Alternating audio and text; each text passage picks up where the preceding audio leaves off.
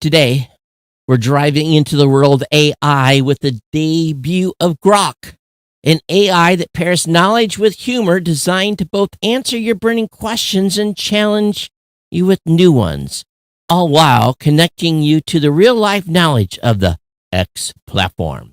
Meanwhile, OpenAI revolutionized app development with its new API bringing the power of GPT-4 Turbo and a suite of customizable AI tools, including ChatGPT and DALL-E 3 to developers everywhere, while letting anyone create their own version of ChatGPT. In a startling investigative report, data brokers have been caught selling military personnel data for as little as 12 cents a person, highlighting major privacy concerns of selling military personnel data.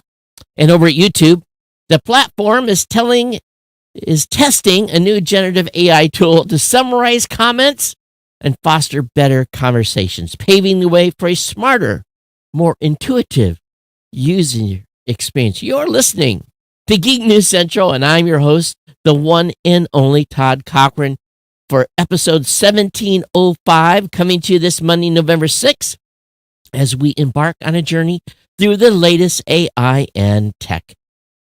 A big shout out to our primary sponsors at GoDaddy.com, powering our geeky endeavors here. Grab their jaw-dropping deals at geeknewscentral.com/GoDaddy. And hey, to all our awesome listeners, you're the real MVPs. Back us up at geeknewscentral.com/insider by becoming a GNC Insider. Are you feeling the buzz? We're live and lit with those fresh modern apps from podcastapps.com. Join our value for value movement just by hopping onto a fresh podcast app at podcastapps.com. To all our amazing listeners out there, a big virtual hug. Dive into our digital hub, of course, at geeknewscentral.com. Get over there as soon as you can, and we want you to get connected in any way you can on your favorite podcasting app. Of course, you can slide into our chat room at geeknews.chat. We've got that social interact integration going on. And you have feedback, that's very, very simple to do. All you have to do is ping me at geeknews@gmail.com, geeknews@gmail.com, or over on X at geeknews, or find me lounging on Facebook. Don't forget to check out our partner shows, all linked at geeknewscentral.com, and a massive salute to GoDaddy, the longest running continuous sponsor of podcasts where savings begin here. You can find those savings at geeknewscentral.com/GoDaddy. Again, we want to thank GoDaddy for being a longtime sponsor of the show. And again, savings start here. This is the page to go to. And again, a penny, just a penny for a new domain name, or $1.99 a month economy hosting for the first year with a free domain, or $2.99 a month to manage WordPress hosting for the first year with a free domain. The two absolute best hosting deals in the known universe, and the absolute best deal on getting a brand new domain name for just a penny. You can get a free trial of GoDaddy Website Builder, your choice of personal, business, or business plus plans. That's a 1-month free trial. We want to thank GoDaddy again for being our longtime sponsor here of the podcast. We want to thank you for your support. We did get the word. I don't know if I talked about it on the last show, but we got our October numbers in, and everything's looking good. Thank you all for your support. But again, we want you to consider getting online, doing something cool.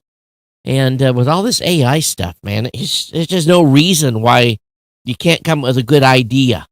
All you got to do is ask ChatGPT for something cool to do along your interest lines. You might be surprised what it comes up with. But I tell you, this started out as an interesting weekend. Everything was good Friday.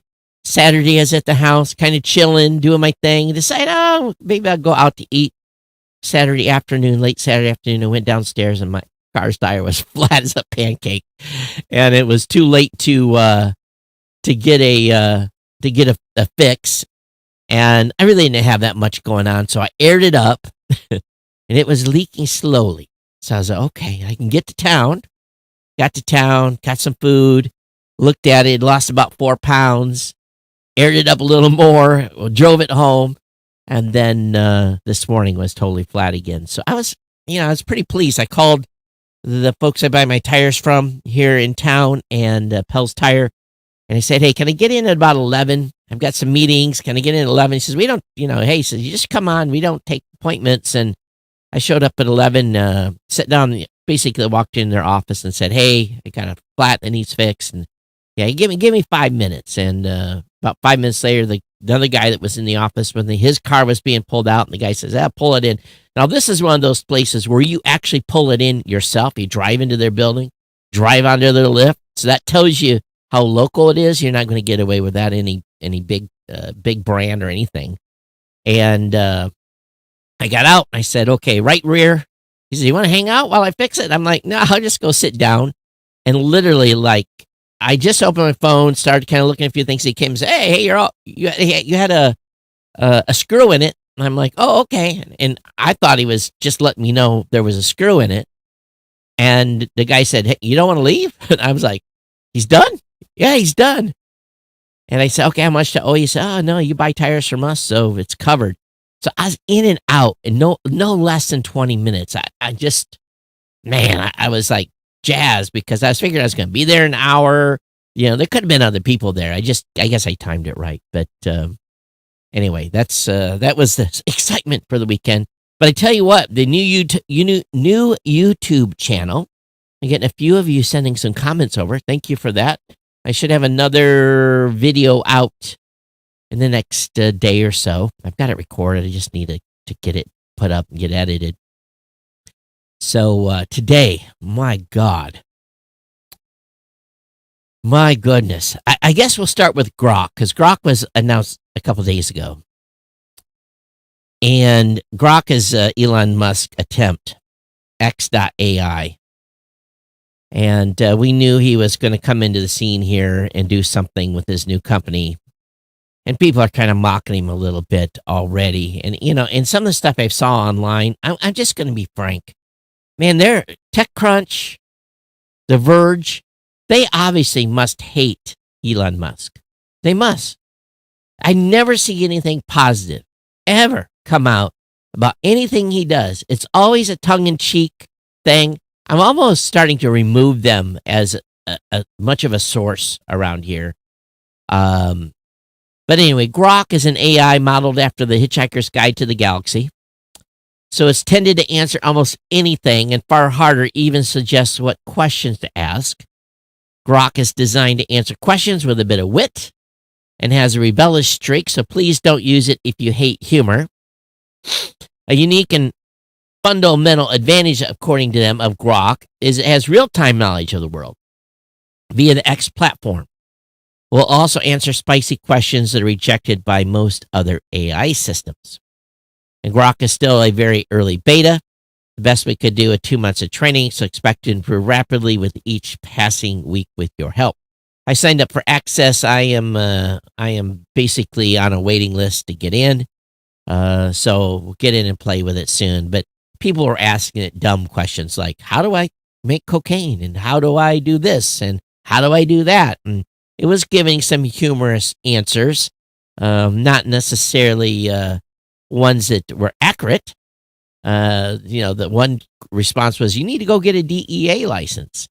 And then if you don't blow yourself up, those types of responses. So it does have a bit of a sense of humor. So I think that we'll see what it is, and we'll see how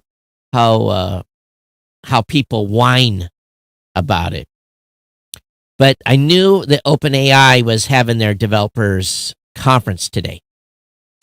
And I just didn't have time to watch. It started like at 10:30 Pacific, but I was very, very quickly watching the feeds and watching different sites. And needless to say, I'm pretty blown away. And number one, the thing that excites me the most is that I can build an API. I can build what's called an assistant.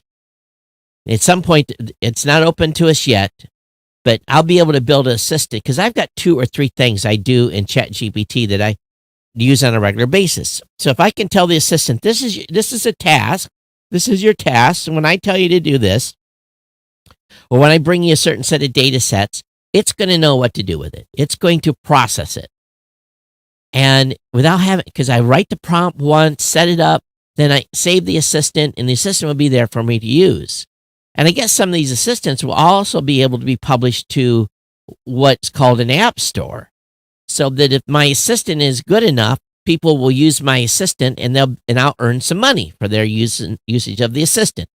That to me is like, yes, because I really wanted something that would be, if you look at my Chat GPT history, it just goes on and on and on and on. And this assistant type thing would really kind of narrow that down a little bit. I'd just do a task and it would get it done. They've introduced GPT-4 Turbo, and I think that's only available to developers at this point. And they're also fine-tuning the GPT-4 for the public side. Now, GPT-4 Turbo will, the cost of it is definitely on a basically per query type, and the prices went real down. But now the GPT-4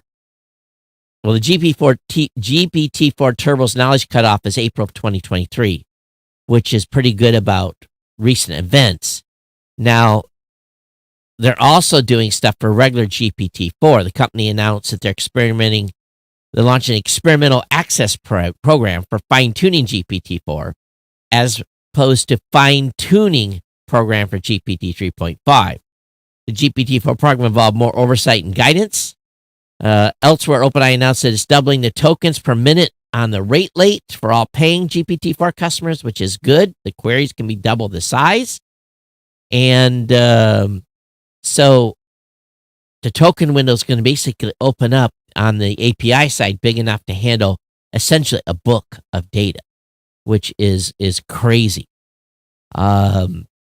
And again, you're going to be able to create your own version of ChatGPT. I had written some takeaways I had just reading across various things. The OpenAI's text-to-image model is now available via API. ChatGPT now has 100 million weekly active users. Think about that. 2 million developers are using the platform, including more than 92% of Fortune 500 companies. OpenAI is launching a new API called the Assistant API that will help developers build agent-like experiences. And they have a text-to-speech API that offers 6 preset voices to choose from for 2 generative AI model variants. Again, the GPT-4 Turbo offers 128,000 token context window. And what I'm thinking is those companies that have all these new AI startup models, they're really in trouble. And a leading AI figure that I follow on Twitter, he said yesterday, we can never figure out a way for people in our organization to use AI in a coordinated way without hiring prompt engineers and coders and building elaborate custom interfaces. That changed today. Don't need coders. Don't need prompt engineers. Don't need anyone. This all can be done by you and I. The GPT bidder basically says, hi, I'll help you build a new GPT. You can say something like, make a creative who helps generate visuals for new products, or make a software engineer who helps me format code. These kinds of things is what is going to be available with this GPT builder. And to me, that is beyond exciting. And we are at another, and it's just since April or whatever, we're at another inflection point. I put a post up on Facebook that shows a tidal wave coming from a simulated Silicon Valley, and there's nothing they can do to stop this. So I am sure there are a whole ton of AI startups out there that have been stomping around their offices like kids today, using the F word at the top of their lungs. Because what this really eliminates, and from my perspective, there is probably the opportunity here for, at least for me, to stop paying for one or two tools once I'm able to make my own version of a chat GPT with my own little task that I wanted to do. Again, a no-code way to make a custom AI agent. AI agents are a thing. AI agents next year will dominate the entire landscape. You're going to get used to this word, AI agents. It's going to become part of your normal vocabulary. What AI agent are you using? Which one did you find on the? I found a cool one over on the ChatGPT App Store. This is going to be a whole new industry. Whole new industry. And you and I don't need to be coders to make one. So you can make it as custom and refined for your business, your needs as you want. What's one of the things I'm going to do? All right, this is dumb. When I post to YouTube, I take the HTML that Kirk has created in the list of the in the show notes. Those are all, they have a bullet point, bullet. I take that HTML, I put it in a chat GPT, and I say, strip, this is kind of weird, strip the HTML, but give me the text and a dash and the physical hyperlink not wrapped in HTTP. So it gives me, Todd's story dash HTTPS, because I have to paste on YouTube the links to the content in raw text. There can be no HTML going to YouTube. So I used to have to do that by hand and strip all that out. But now I just tell ChatGPT in about 15 seconds, it spits it out. I'm going to have that as an agent that's going to run, that's going to do that task for me. I might even be able to point to the published article and say, here's the link to this, go strip it for me. We'll play with it, see, make it work. But that's just one thing that I'm going to use that's basically, I might even have to cut and paste. I might just say, go grab it from here. It's this kind of little, and so we're probably going to have a dozen, 15, 20 agents that we're all going to use for different things. And now that these models are starting to be able to touch the web, you go out and do a Bing search. Now maybe you can go out and do a look up for pricing on airline tickets. All these other things they've been talking about. You're going to have agent for everything. And this is what this is the start of. So this DALL-E 3 API with the new text-to-speech models, that's amazing. Text-to-speech. Now, that's been around for a long time, text-to-speech. But imagine what we'll be able to do with this. So it just, again, these are things that make me think and should be making you think. And I think what's going to happen, I'm saying a lot of thinks here, I think what's going to happen is all of this is going to continue to be transformative. And if you're not paying attention, which I know you all are, and apparently 100 million people are playing with ChatGPT on a weekly basis, but that tells you how many aren't consider the worldwide population.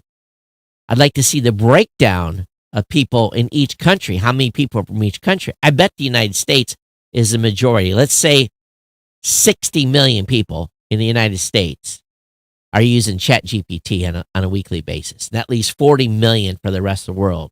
I think that would be about right. How about you? What do you think? So it's really, this is a big day. A very, very, very big day. All right, moving on. Researchers posed as foreign actors and data brokers sold them information on military service members anyway. So basically, a 2021 Duke study by some researchers revealed that data brokers advertised they had access to and were more than happy to sell information on U.S. military personnel. In this more recent study, researchers used wipe computers, VPNs, burner phones, bought with cash, and other means of identity obfuscation to go undercover. They scraped the websites of data brokers, see which were likely to have available data. Then they attempted to make those purchases posing as two entities, datamarketresearch.org and dataanalytics.asia, with little or no vetting. Several of the brokers transferred the requested data not only to the presumptively Chicago-based data market research, but also to the server of the .asia domain, which was located in Singapore. The records only cost 12 to 32 cents per a piece. Now listen to this. This is beyond disturbing. The sensitive information include health records, financial information, and location data was also available, although the team at Duke decided not to purchase that. Obviously, this data could be used by foreign and malicious actors to target active duty military personnel, veterans and their families and acquaintances for profiling, blackmailing, targeting with information campaigns, and more. And an individual later, this also could elude identity theft or fraud. This gaping hole in our national security apparatus is due to large part the absence of comprehensive federal regulations governing either individual data privacy or much of the business practices engaged by data brokers. Both Senator Elizabeth Warren, Bill Cassidy, and Mark Rubio introduced the Protecting Military Service Members at Data Act 2022 to give powers to the FTC to go after these folks. But this stuff hasn't moved. Despite bipartisan support, it still hasn't made it past the introduction phase. If you're concerned about this, you're concerned about our military members, link will be in the show notes. Please call your congressman and ask them to get on with it. Okay? Ask them to get on with it, please. Meanwhile, YouTube, not to be left alone, they're testing a generative AI feature, including a comment summarizer and a conversational tool. Conversational tool? I don't have a conversation on YouTube. So again, the company announced as part of the premium package available to paid subscribers, YouTube users will be able to try out a new conversational tool that uses AI to answer questions about YouTube's content and make recommendations, aka search engine, as well as try out a new feature that will summarize topics in the comments of a video. Both features will become available through YouTube's hub for new experiments at youtube.com/new on an opt-in basis. Conversation tool will arrive in the next few weeks, while the topic summarization tool will begin testing only with a small group of users who sign up for the experiment through the website. YouTube says the conventional tool's responses will be generated by a large language model that draws on information from YouTube and the web and are designed to help viewers dive in deeper to the content they're watching. For example, participants will be able to ask questions about the video they're currently viewing or ask for other things to watch similar videos using actions like recommend related content. These conversations with AI will be able to take place as the video is streaming so as not to interrupt playback. This will only be available in the US and on Android devices via a new Ask option on the video's watch page. YouTube Premium members can opt into this testing starting today. So search and everything you know about it is changing dramatically, and this will become the norm at some point. On a little more non-exciting news, ExpressVPN is eventually launched a password manager tool for all users. So if you use ExpressVPN, definitely take a look at that. That made the news over at Tech Radar. SpaceX is targeting a late-night Starlink Falcon 9 launch tomorrow, Tuesday. For many of you listening to the show today, that's going to happen. Launch window begins at 3:31 a.m. this morning. So they say 3:31 EDT. Are we not on Eastern Standard Time now? It says EDT. I thought we're on EST now. The Starlink 627 mission is slated to be soon followed by a NASA SpaceX commercial resupply mission. So we'll keep an eye on this. The Vision Pro, according to folks over at Digital Trends, is the wrong product at the wrong time for Apple, according to Alex Blake. But I've been talking to some people that have had some tests on the Vision Pro, and they were absolutely blown away. Not necessarily a product I want to go out and spend $3,500 on, but it will serve certain purposes if you are in a small workspace.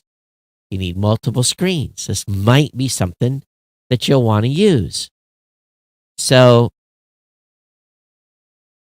Mark Gurman's latest Power On newsletter, and the picture looks grim. Gurman points out that Apple is looking for its next big thing to help restore revenues. Yet he reckons it's becoming clear and clear the Vision Pro won't be the major moneymaker for some time. And the reason?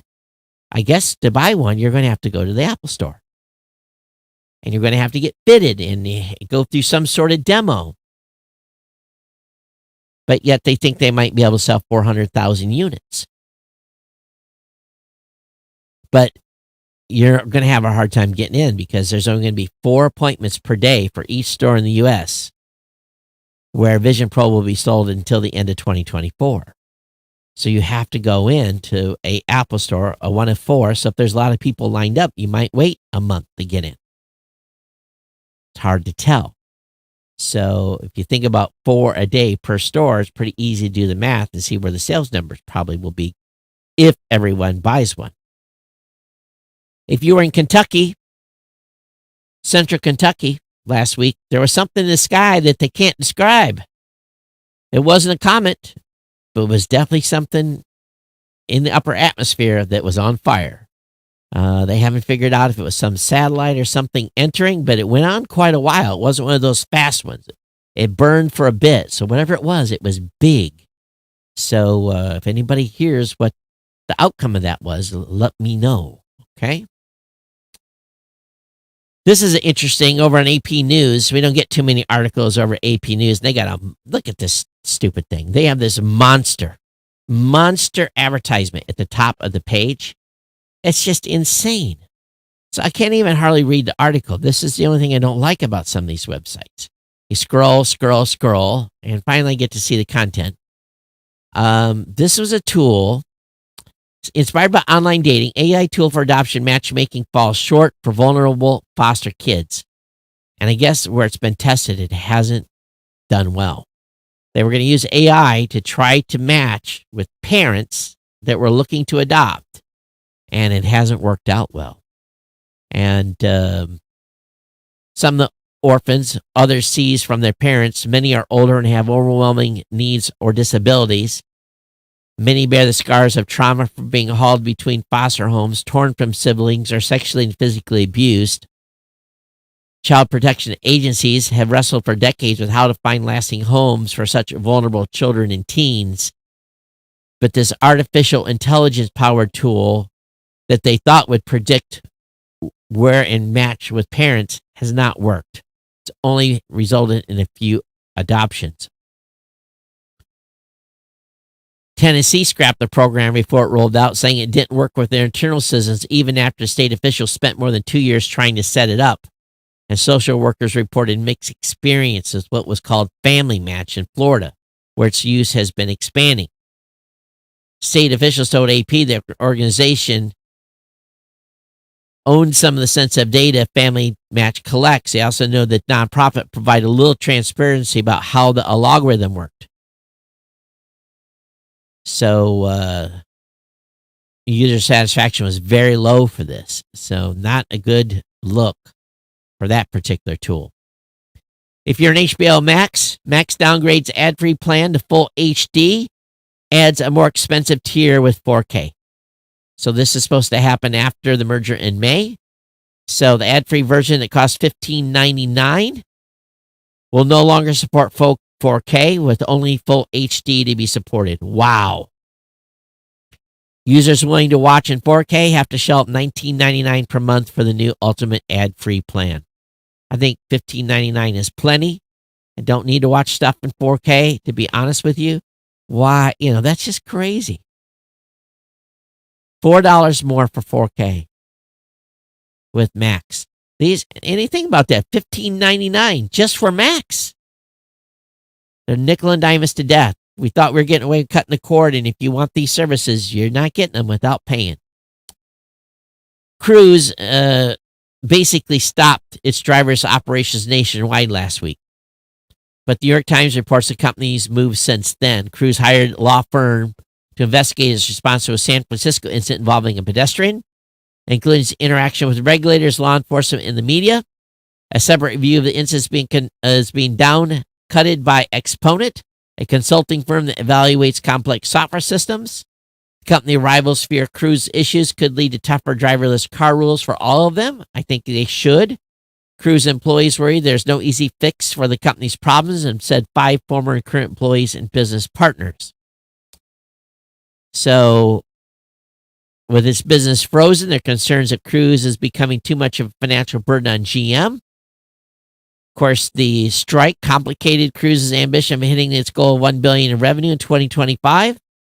And GM has spent an average of $588 million a quarter on Cruise over the past year. Each Chevy Bolt that Cruise operates costs between $150,000 to $200,000, according to a person familiar with the operations.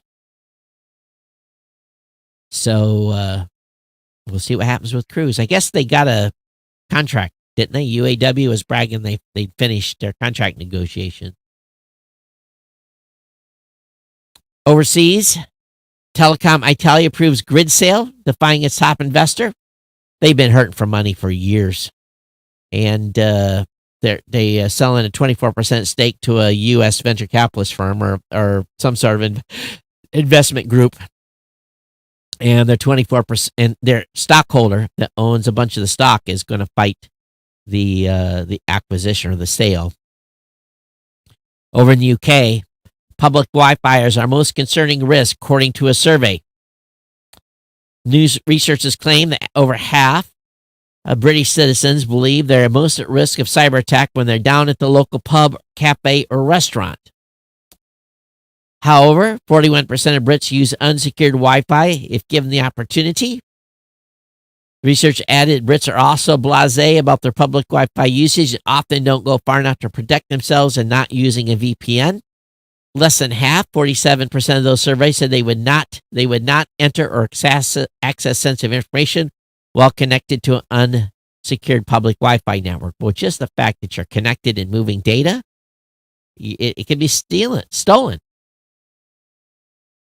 CTO over at VPN said, convenience coupled with our love of using devices on the go means that public Wi-Fi connections have flourished, yet Brits have been cautious, have our right to be cautious about using them. And, but they say use a VPN.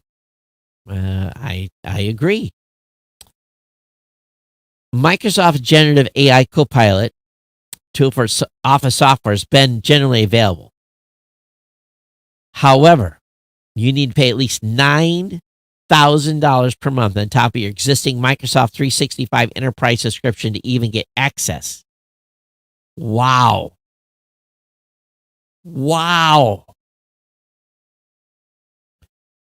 The company announced a GA of its Gen AI tool several months ago, but put its rival product in the hands of customers. Both Google Duet AI for Workspace and Microsoft 365 Copilot will cost Enterprise $30 per user on top of existing subscriptions. So I'm paying $30 to test the Google version of this. So why is it $9,000? I guess it's the Enterprise edition. How much does Microsoft Enterprise cost? If it's an additional $9,000 a month, that's a big number. Holy cow! I don't spend that much annually with Google. Wow. In hacking news, since January of 2023, Iranian advanced persistent threat has been targeting higher education and technology organizations in Israel, with Wiper security firm Palo Alto Networks reporting. The threat actor has been launching espionage and destructive attacks, mainly against entities in Israel and the United Arab Emirates, was also observed targeting a diamond industry firm in South Africa. The threat actor launched an offensive campaign targeting education and tech organization in Israel to steal personal identifying information and intellectual property and deploy wipers to cover its tracks. For initial access, the threat actor exploited vulnerable web-facing servers and then deployed multiple web shells to gain a foothold in the environment to remain undetected. So, bypassing antivirus and everything.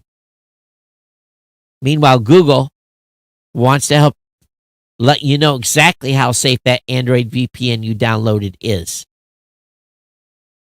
The App Store will now let users know if a VPN service downloaded on the storefront have agreed to security audits from independent bodies. VPN has been audited in accordance with the Mobile App Security Assessment Guidelines. The brainchild of App Defense Alliance will now have a badge next to them that says Independent Security Review in the Data Safety section. For an app to be assessed by MASA, though, and thus acquire the new Google badge, only a handful of independent cybersecurity firms are accepted as valid auditors. VPN providers and other privacy tools accept independent security reviews to instill users' trust. And these are very expensive security audits. Just like every year when we pay to have our stats audited at Blueberry. It's very, very expensive for that audit to be done to make sure that we're keeping in compliance. A hacked proxy service has already infected 10,000 systems worldwide with malware. We don't hear about this too much, about these proxy systems. An old proxy botnet discovered affecting victims across the globe. Cybersecurity research firm BitSight have discovered a major botnet. The data bandwidth these devices then sold to third parties. As reported by Bleak and Computer, the proxy botnet that was discovered is called SOX5 System Z. Unidentified hackers have been using two separate loaders, namely Private Loader and Amity, to affect the endpoints. The loaders were usually distributed via phishing, malicious ads, fake programs, cracks, keygens, and similar. And victims are everywhere. And again, not being detected. More than 400,000 Windows systems were compromised this way. So, sad. Some of this stuff is not keeping up with antivirus or malware detection.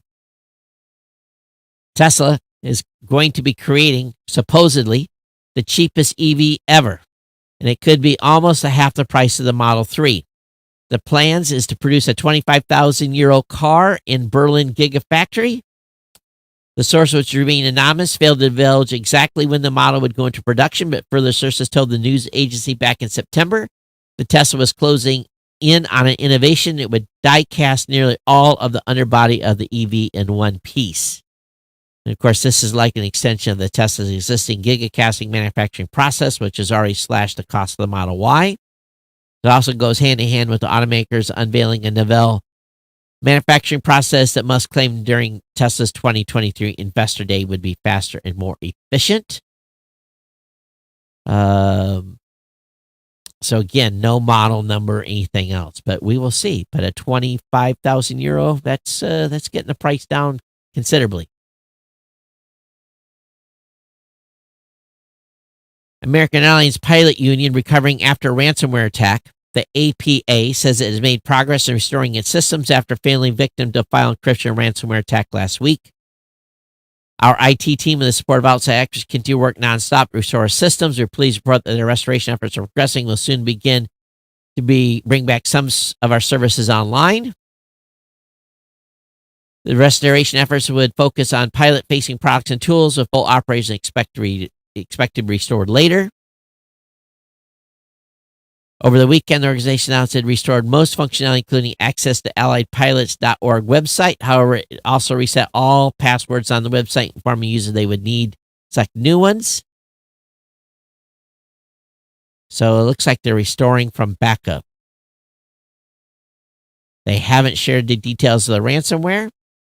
So again, companies continue and the organizations continue to be hit. Discord is switching to a temporary links to stop malware. In other words, you put a link in a Discord list, what's it going to do? So this plan, the platform's content delivery network is often abused with threat actors choosing it to host malware. When the user comes into play across the network, Discord will effectively render an end to long-term hosting.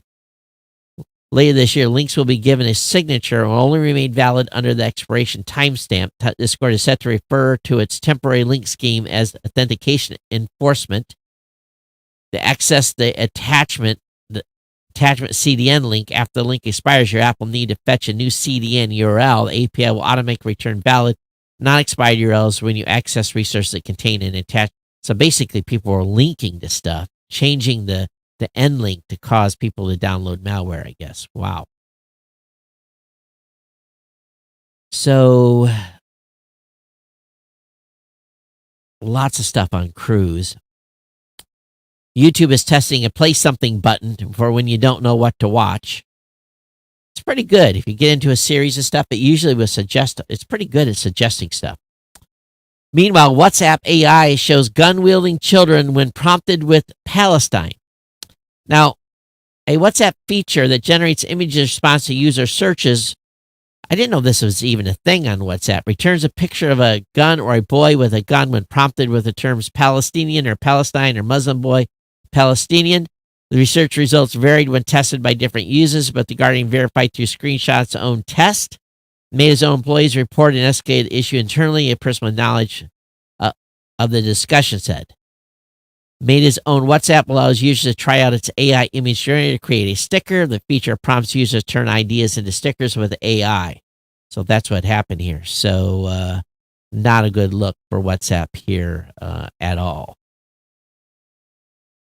Dating apps are losing their luster with college students. By the numbers, 79% of respondents to a Axios Generation Lab survey of college and graduate students around the country said they don't use any dating app. Among the apps that was popular was Tinder, which is 12%. College students are target demographic for dating apps with companies like Tinder and Bumble, but the overwhelming majority of young people on campus say they prefer to meet people in person. Wow, that's new. I feel dating apps have ruined the dating scene for many people my age and ruining their self-confidence, says Melanie Perez, a junior at Sam Houston State University. I'd rather meet and start as friends than use an app that will most likely end in hookups. Between the lines of plurality, 37% of the respondents all said that beliefs are the most important factor in considering potential partners. They ranked it higher than professional goals or looks. Interesting. It's being reported Apple has no plans to make a 27-inch iMac with Apple Silicon. So the company is instead focusing on the iMac line around the 24-inch model.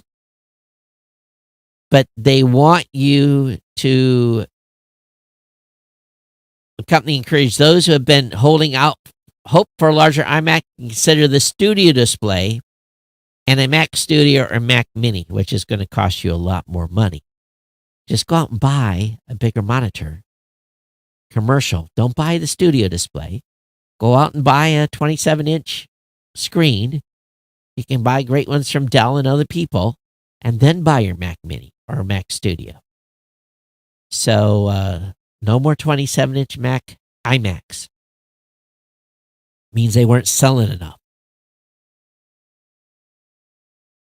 Space and aircraft flight in some ways are a little bit the same. There's something that's called spatial disorientation. Among pilots, that led to 101 deaths, 65 lost aircraft, and $2.32 billion of damages in the Air Force between 1993 and 2013. The problem also hits astronauts whose senses can be bamboozled when they are severed from the familiar pull of Earth's gravity. A new approach providing feedback on bodily orientation via a small vibrating device on the skin has proved effective with experimental subject in simulated zero-gravity environments. The so-called vibrotractors, combined with specialized training, help to improve the subject's ability to fight spatial disorientation, according to research which could help astronauts find their orientation when they can no longer rely on their other senses. They use a multi-axis rotation device, a sort of rotating chair they programmed to act like an unstable upside-down pendulum. All participants were given a blindfold, earplugs, and white noise to listen to. Those with vibrotractors had 4 strapped on each arm, which would buzz when they moved away from the balance point. Each participant took 40 trials, aiming to keep the rotation device as close to balance as possible. So that's interesting. It tells them where they're at when they can't know otherwise. The United States has slapped sanctions and accused Fave go-to money launderer of the Russia's rich. A Russian woman the U.S. accuses of being a career money launderer is the latest to be sanctioned. The Department of Treasury added Ekaterina Zadnova to its specially designated nationals and blocked persons list as of November 3rd. But I guess she's been moving rich people money all around, hundreds of millions of dollars. So she made the list. But get this one. The Samsung family has sold $2 billion worth of shares to pay inheritance tax. Now, South Korea has the highest inheritance tax in the world.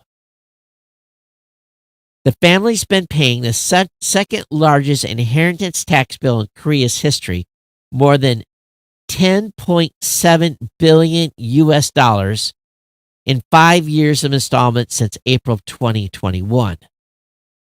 The estate was only estimated to be worth $19.8 billion and includes stock, real estate, and around 23,000 pieces of art. So they're giving up more than 50% of the company's value for inheritance tax. That would make you want to move the company out of the country, wouldn't it? Google shutters the COVID-19 exposure notification on an Android. That's gone. Bye-bye. No longer here. Sayonara. Europe is really worried about what's going on here in the United States and trying to figure out how they're going to be competitive in the space launch business. Europe on Money challenged the private sector to develop services for small rockets that could guide future space reform. The head of European Space Agency said the decision fosters competition and long-term implications for the industry, which is wrestling with a short-term gap in space access due to delays and technical setbacks of the Ariane 6 and Vega C rockets.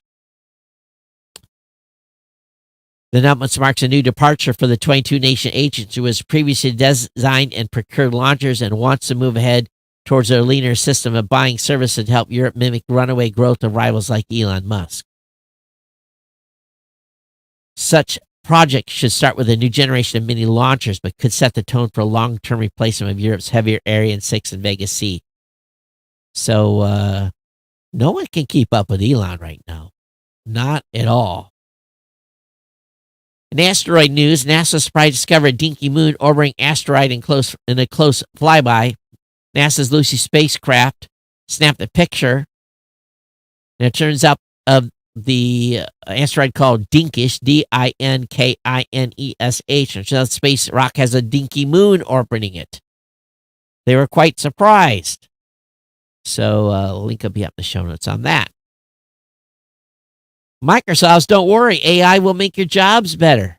It's going to help businesses, all right. I don't know if it's going to help workers. A new Microsoft-backed study has revealed that most companies are realizing a return on their AI investment within 14 months, with AI deployments typically taking fewer than 12 months for 9 and 10 organizations. Bregman reports that companies are returning an average of $3.5 for every dollar they invest in AI. And a small group of companies, around 5%, are returning as much as 8% on their investment. How are they measuring that? That's what I want to know. How are they measuring that return? But usually when they get money back, they don't necessarily pour it into more employees. If you live in Mississippi, a cyber breach delays poll worker training in Mississippi's largest county before the statewide vote. In Hinds County, the training is normally completed in early October before the election. Of course, they have a general election Tuesday with key races such as governor. Hinds County had a cybersecurity breach, and they had a hold on the training until just... When did they do it? When did they hold it?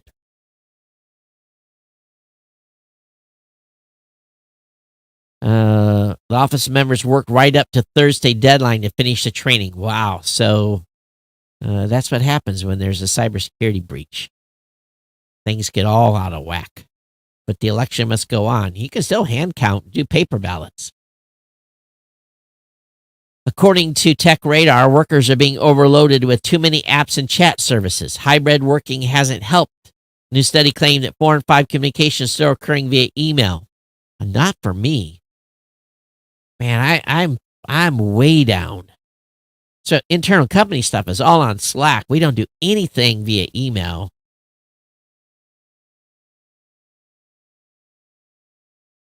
Many workers find themselves in endless video conferencing meetings a typical work week, but the majority of respondents found that only 3 in 5 meetings were generally valuable to be productive. We've cut our meetings as much as possible. We've cut them down real. We do 3 morning meetings. We do a marketing meeting, and then I do like 2 separate follow-up meetings with designers and the marketing team. That's separate, just real short calls during the week. We've tried to cut stuff down. And planning meetings, yeah, we have to have a few of those, but we really worked hard to reduce the number of meetings. It can just be a life sucker. Hulu subscribers are getting a new Futurama episode and a potential Prison Break reboot. So 2 very different shows have been given some great news by Hulu. The streamers confirm it's commissioned new seasons for both of those series. So those of you that are fans of that, be aware. Also, Apple could be making its own batteries for next iPhone. The 2025 iPhones could come with all new battery tech. According to a report by Korean publication ET News, which cites indirect sources that claims Apple is aiming to design its own batteries. With that in mind, don't expect to see such batteries pop up in iPhone 16, but come to iPhone 17, you could see that. One of the reasons iPhones tend to be fixtures on our best phone list is that Apple has a tight grip on pretty much all of its development. Let's see here. What else? Oh, I guess some folks got exposed to potentially with this event called Bored Ape NFT event. Several people reported experiencing eye pain, vision problems, and sunburnt skin on Sunday after attending Ape Fest, a Bored Ape Yacht Club NFT collection event in Hong Kong. Apparently, some of the lights on the screen were UV lights from the stage were caused people trouble. That's crazy. Go to an event and get basically be exposed to something similar to like welder's burn. Here's one I didn't track before. Saturn's rings will disappear in 2025. In 18 months, Saturn's iconic rings will no longer be visible from Earth. The planet's tilt means that the rings will appear side on and vanish from view. Now, how long does this last? The rings will not be gone for good and will tilt back toward Earth during the next phase of Saturn of Saturn's 29-year orbit. Let's see here. That means for a short period, every 13.7 to 15.7 years, Earth sees the planet perfectly from the side. And by 2024, the angle will be 9 degrees. It'll be, right now it's at an angle of 9 degrees and it'll be reduced to 3.7. So, be a few years, I guess, before the move is made. They don't really lay it out, but so that's interesting. I didn't know that we lose sight of the rings for a little bit. Apple Watch battery drain issues to be fixed. An upcoming Watch OS update is affecting multiple models, ranging from older ones to the latest Apple Watch 2 version. So they are going to get a fix out here shortly. And that is the news on that. So lots of different articles tonight. We were all over the place for sure. Big stack. But the big thing at the beginning of the show was definitely the AI piece. And that was that today had my attention for a couple of hours. It's never ending. And I don't know. Are you guys excited about this AI stuff at all? So you want me to be talking about more, covering more stuff? Because believe me, I could actually do a whole show twice a week. Talks nothing about AI. I don't have the time to do it. So I'm just covering the top level stuff that I find is cool, that I hear about, and trends and so forth. So I'm going to keep it at that at this point. But wow. Kirk Boy's been knocking out of the ballpark the number of articles we found here. It's a big stack tonight for sure. So good job on Kirk. And I might whittle away at little. I did knock down 2 or 3 of the articles tonight that a little bit overkill. There was a few dupes in there too that I killed as well. But otherwise, that's going to bring us to the end here. Pretty long show for new show standards. But anyway, thanks for being here. We'll be back with you Thursday for another edition of the show. You can always email me here, geeknews@gmail.com. Don't forget that about my sponsor, GoDaddy.